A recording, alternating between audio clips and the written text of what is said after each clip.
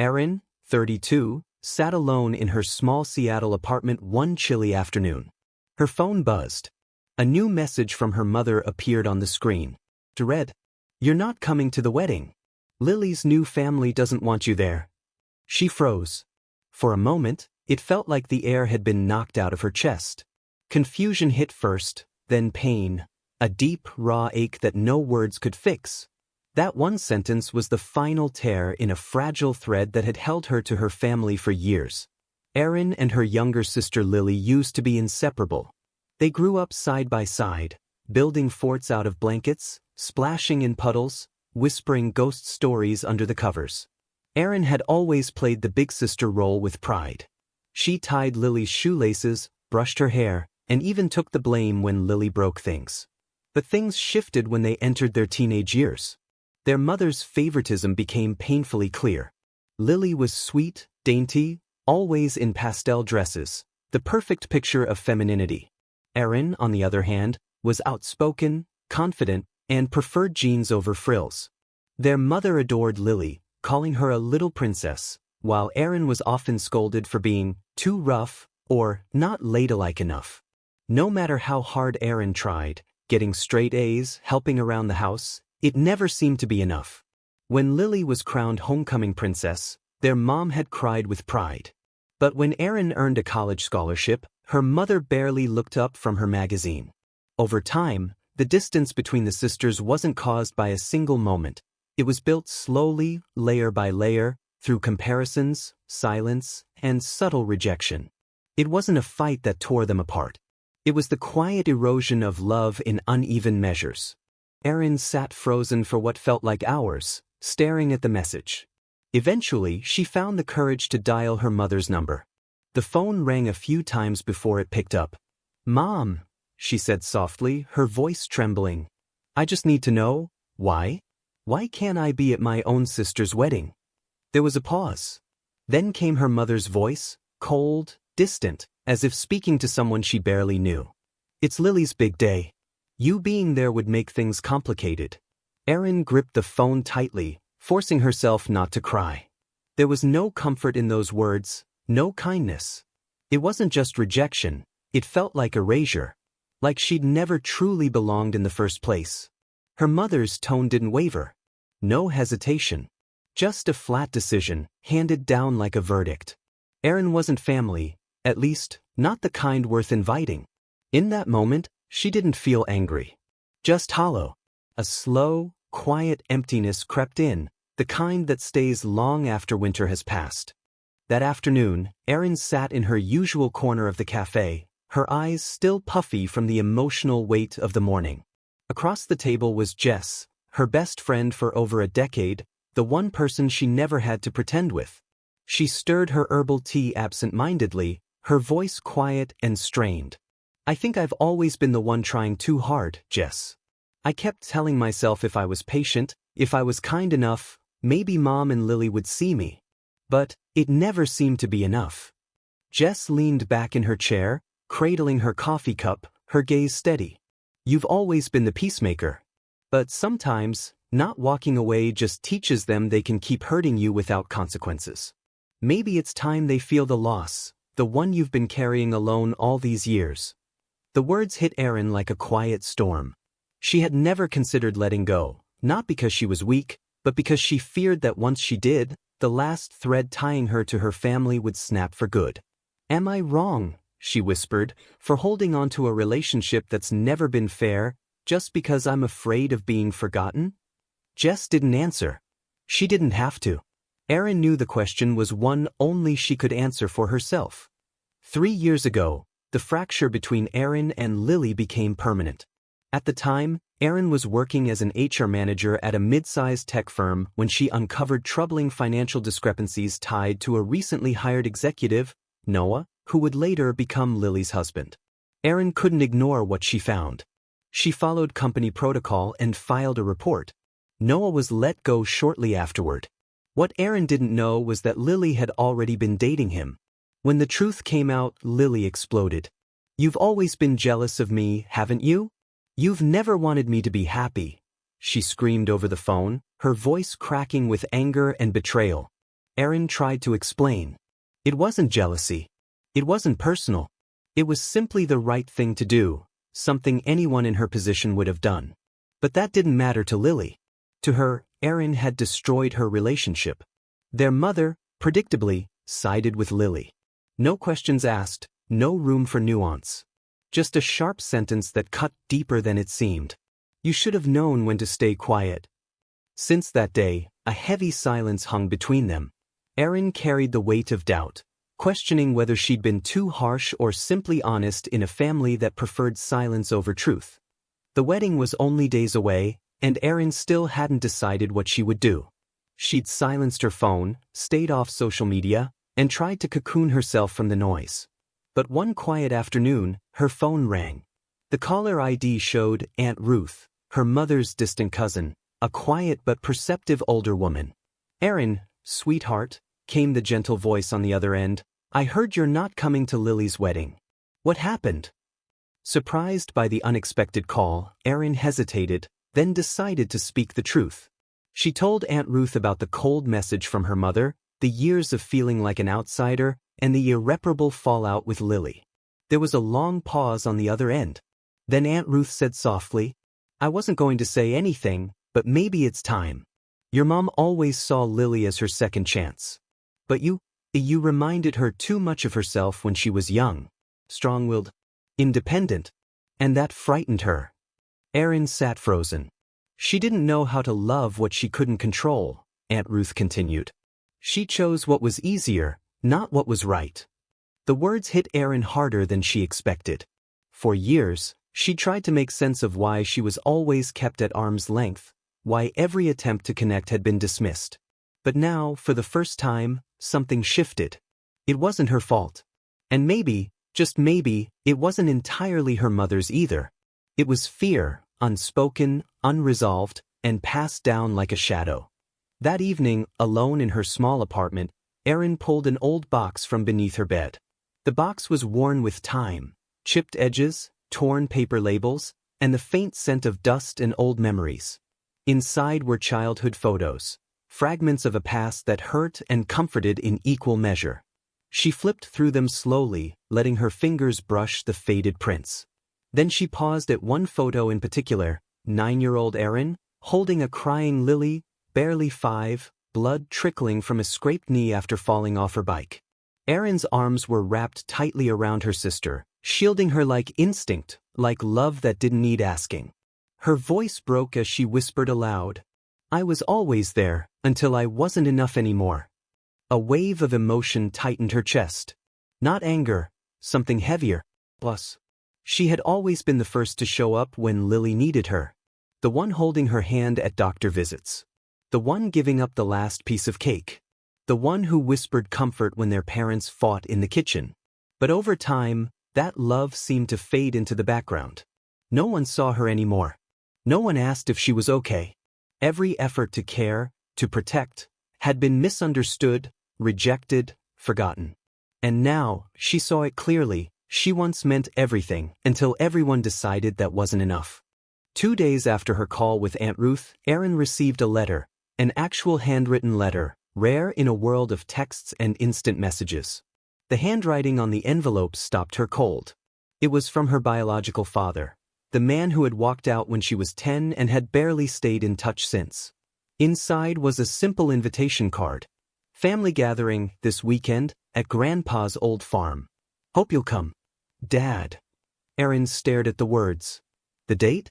The same day as Lily's wedding. A quiet wave of emotion washed over her. That man had missed birthdays, graduations, every single important moment. But he had written this by hand. After years of silence, he had reached out. Was he trying to make things right? And would that be enough? Holding the invitation, Erin realized she stood at a crossroads. She could keep clinging to the people who repeatedly chose to exclude her. A mother who never listened, a sister who cut ties the moment Erin spoke her truth. Or, she could walk toward someone who had once failed her, but was now, perhaps, trying to reach back. The decision wasn't easy. But for the first time, it felt like a real choice. Not begging for a seat at someone else's table, but being offered one. A small chance to begin again, with someone who might actually want to begin again with her. The morning of the wedding arrived with a heavy gray sky blanketing Seattle, the kind of sky that mirrored the weight in Erin's chest. She sat quietly at the kitchen table, once a place filled with warmth and family meals. In front of her was a blank piece of paper, a pen, and an envelope. She had spent the night thinking, turning every memory over in her mind. And now she was certain she would not be going to Lily's wedding. It wasn't because she didn't care. Quite the opposite, she cared deeply. But she had come to understand that love, when not returned or respected, could also become a kind of self-betrayal. So Erin began to write, letting her heart spill into ink. I hope today brings you all the happiness you deserve, Mom, and you too, Lily. I won't be attending, not out of spite, but because I don't want to cast a shadow on your special day. I realize now that my presence would only make things harder for everyone. Still, I carry a hope that someday we can sit across from each other, not as strangers, but as family. If that day never comes, please know this: I'm stepping away not in anger, but in peace and with love. She paused. Her hands trembled slightly as she folded the letter and slid it into the envelope. She sealed it, wrote, Mom, on the front, and placed it neatly on the kitchen counter. There were no tears. No dramatic breakdown. Just a quiet resolve. The calm of someone who had finally let go of the need to be accepted by those unwilling to see her. This wasn't surrender. It was grace. It was Erin reclaiming her worth, one word at a time. She wasn't the little girl begging to be loved anymore. Today, she chose to love herself enough to walk away. Lily's wedding took place in a quaint garden just outside of Portland, where lavender lined the walkway and the sun cast a golden hue through the trees. The scene looked like something out of a dream: soft music, white chairs neatly arranged, laughter echoing from family and friends. Everyone seemed radiant, clinking glasses and posing for photos. But one guest, Janice, a longtime friend of the family, noticed something peculiar. As she found her seat near the front, her eyes landed on a single chair that stood out. A small bouquet of white daisies lay across the seat, and a card was tucked neatly into the ribbon. It read, For Erin. Curious, Janice turned to the bride who was adjusting her gown nearby.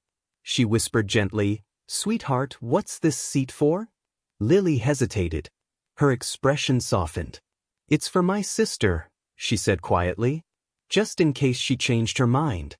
That was the only time Lily ever mentioned Erin during the wedding planning.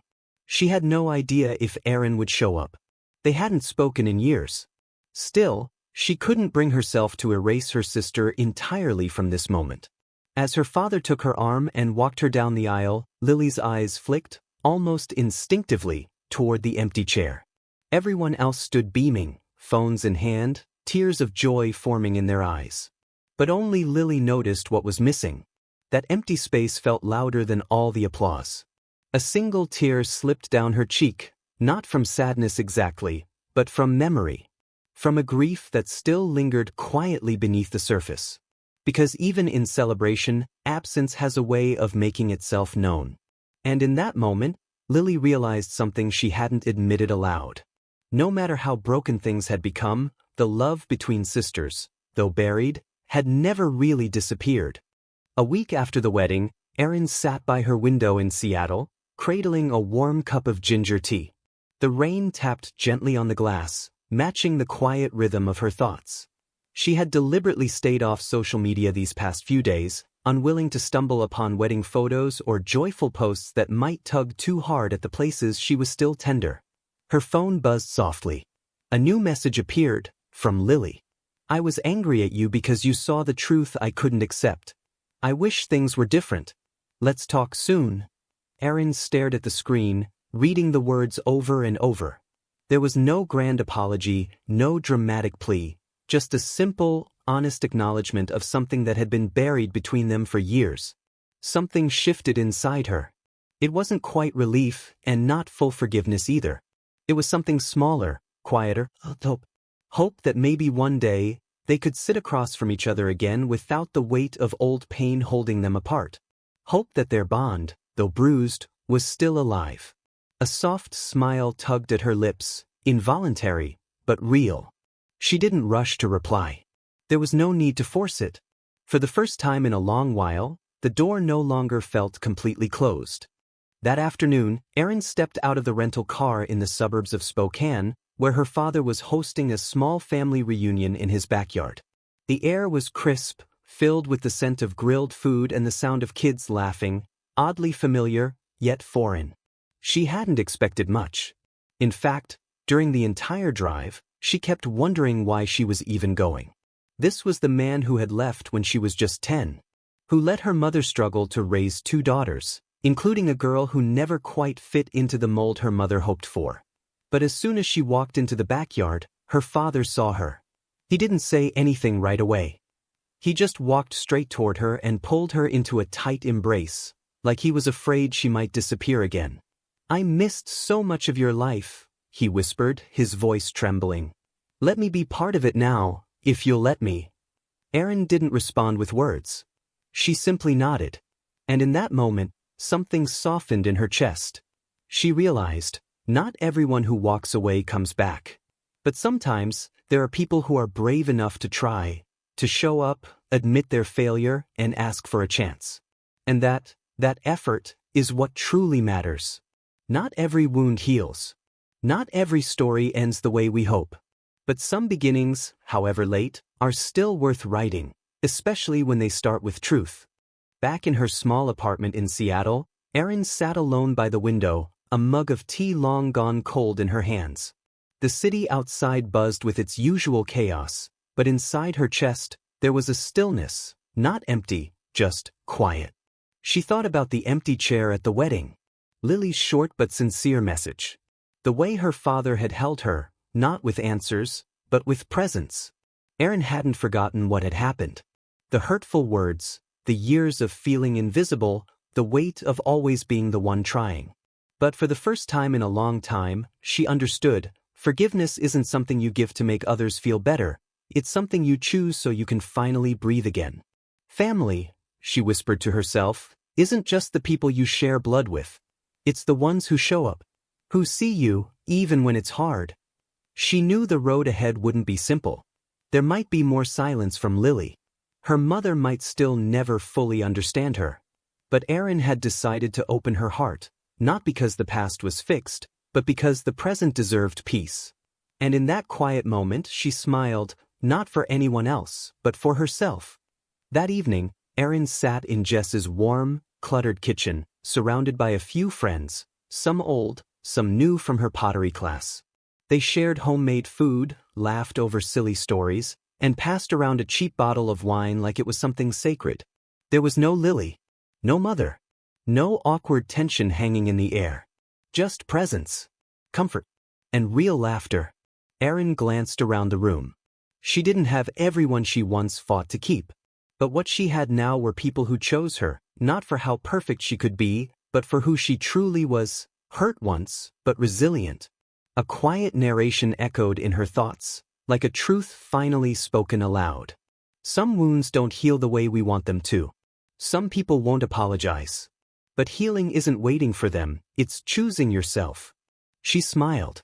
Not because everything was fixed, but because not everything needed to be. She no longer chased validation from those who withheld it. She wasn't the sister begging to be seen. She was the woman who knew what deserved to stay, and what needed to be let go. There was no grand reunion, no fairy tale ending. But there was peace in the ordinary, in the messy, warm, unfiltered moments with people who mattered. And for Erin, that was enough. Forgiveness doesn't mean returning to pain. It means walking forward without it. You deserve peace, even if it means walking alone for a while.